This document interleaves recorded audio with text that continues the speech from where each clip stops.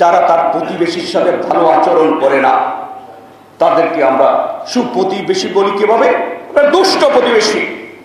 ভারত একটা দুষ্ট প্রতিবেশী হিসেবে বিশ্বে স্বীকৃত।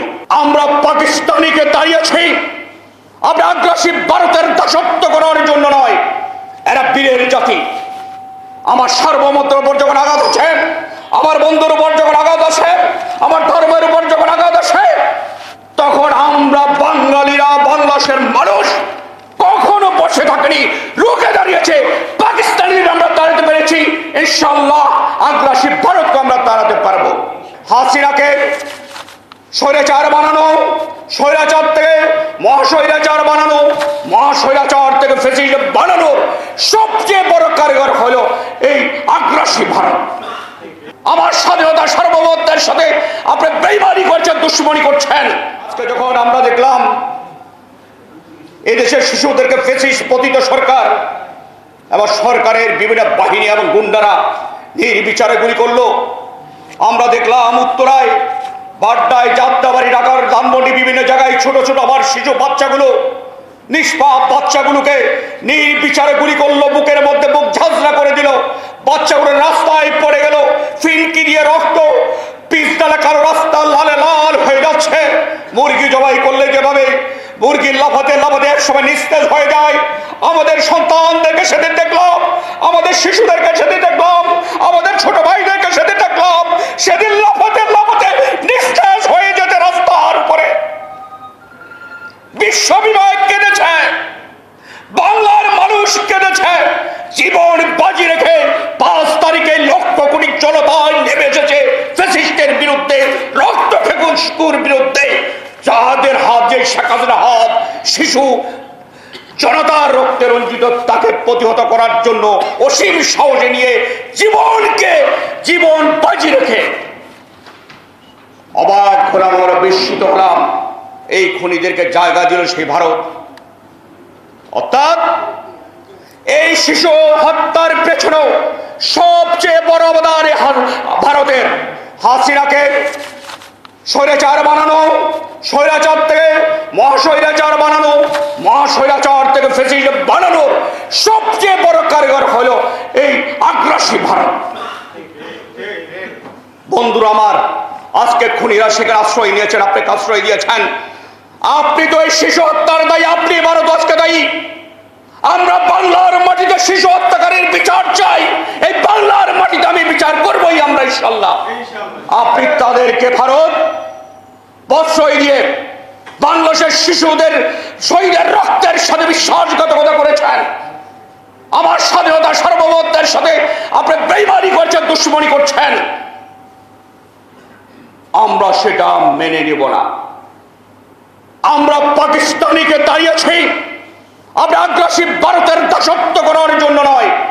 এরা বীরের জাতি। আমার সার্বভৌমত্বের উপর যখন আঘাত আছে, আমার বন্ধুর উপর যখন আঘাত আছে, আমার ধর্মের উপর যখন আঘাত আছে, তখন আমরা বাঙালিরা, বাংলাদেশের মানুষ কখনো বসে থাকেনি, রুখে দাঁড়িয়েছে। পাকিস্তানিরা আমরা তাড়াতে পেরেছি, ইনশাআল্লাহ আগ্রাসী ভারতকে আমরা তাড়াতে পারবো।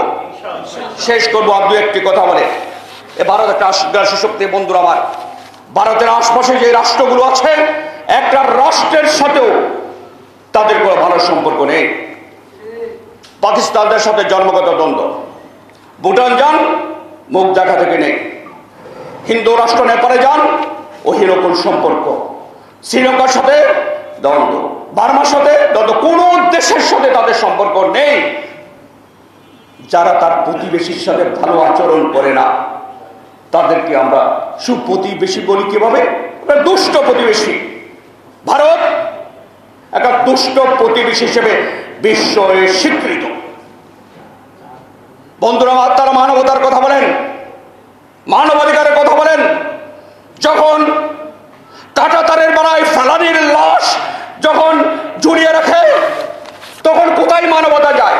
তোমাকে আমি মানবতাকারী দেশ হিসেবে বা তুমি মানবতার পক্ষের দেশ, সেটা আমি বুঝি কিভাবে? তারা সাম্প্রদায়িক সম্প্রীতির কথা বলেন। যখন বাবরি মসজিদ ভেঙে রাম মন্দির করেন, তখন কি সাম্প্রদায়িকতা নষ্ট হয় না? শিকার। দুনিয়ার ইতিহাসে সবচেয়ে বড় সম্পদ এই দেশ হলো ভারত, যেখানে তার সংখ্যালঘুদেরকে আপনার সুষ্ঠুভাবে সুন্দরভাবে তারা চলতে দেয়, তারা আবার সবক দেয় বাংলাদেশকে। আমরা ভারতকে আজকের সাহস থেকে হুঁশিয়ার করে দিয়ে বলতে চাই, প্রতিবেশী থাকুন, আমরা প্রতিবেশীর সাথে ভালো সম্পর্ক রাখতে চাই। আপনারা মুক্তিযুদ্ধে আমাদের সহযোগিতা করেছেন, সেখানে ছাত্র আছে না আছে সেটা আমি বলতে চাই না, আপনার কিন্তু আমরা বন্ধুই দেখতে চাই। বাংলাদেশের জনগণের বন্ধু হন, ওই শিশু গণহত্যাকারীদের বন্ধু নয়। শিশু গণহত্যাকারী যদি বন্ধু হন, আপনাদেরকে তাদের দূষণ হিসেবে চিহ্নিত করে আমরা আমাদের জাতির শত্রু হিসেবে চিহ্নিত করতে হবে আমাদেরকে, সেটা আমরা চাই না। আমরা চাই আপনাদেরকে প্রতিবেশী সুপ্রতিবেশী পেতে, বন্ধু হিসেবে পেতে। আপনাদের দুঃখে আমরা বাগী হতে চাই, আমাদের দুঃখে আপনি বাগী হন। আমাদের রাষ্ট্র নিয়ে, আমাদের সাম্প্রদায়িক সম্প্রীতি নিয়ে সিনিমিনি খেলার অধিকার নেব, সেটা করবেন না। সবশেষ নজরুলের কবিতার দুটি লাইন বলে শেষ করব। তিনি কবি নজরুল লিখেছেন গাই সাম্যের গান, যেখানে আসা এক হয়ে গেছে সব বাধা ব্যবধান, সেখানে মিশেছে হিন্দু, বৌদ্ধ, মুসলিম, খ্রিস্টান। সেই কথাটি আমরা মনে করি এটাই হচ্ছে আমাদের সম্পদের সম্পর্ক, এটাই হচ্ছে বাংলাদেশের একটা, এখানে সব ধর্ম মিলে আমরা এক মোহনায় মিলিত হয়েছি। সেটা আমরা ভারত যত ষড়যন্ত্র করুক কিংবা অন্যরা ষড়যন্ত্র করুক, আমাদের এই সম্প্রীতির সেতুবন্ধন, এই সম্প্রীতির যে সুদৃঢ় বন্ধন, সেটাকেও ছিন্ন করতে পারবে না। আমাদের কাছে সবার আগে আমাদের দেশ, দেশের মানুষ হচ্ছে আমাদের কাছে সবচেয়ে বড় অগ্রাধিকার। বিদেশে আমাদের বন্ধু আছে, কোনো প্রভু নেই। কারো অঙ্গুলি নির্দেশে আমরা মাথা নত করবো না, কারো অঙ্গুলি নির্দেশে বাংলার মানুষ মাথা নত করবে না। বাংলার দেশের মানুষকে আমরা আহ্বান ভাস্কর থেকে 5 তারিখের চেতনাকে বুকে ধারণ করে, 21-এর চেতনাকে বুকে ধারণ করে, 71-এর চেতনাকে বুকে ধারণ করে, 90-এর চেতনাকে বুকে ধারণ করে, 69-এর চেতনাকে বুকে ধারণ করে আজকে আমাদের ঐক্যবদ্ধ হতে হবে ফ্যাসিবাদের বিরুদ্ধে, পতিত সরকারের বিরুদ্ধে, যাদের হাত ছাত্র জনতার রক্তে রঞ্জিত এবং আগ্রাসী শক্তির বিরুদ্ধে। আমাদেরকে সেই মুক্তিযুদ্ধের চেতনাকে বুকে ধারণ করে আজকে ঐক্যবদ্ধ হতে হবে। সেই লড়াই, সেই সংগ্রামে সামিল হওয়ার আহ্বান জানিয়ে আমি আমার বক্তব্য শেষ করছি। আপনাদের সবাইকে অগণন ধন্যবাদ।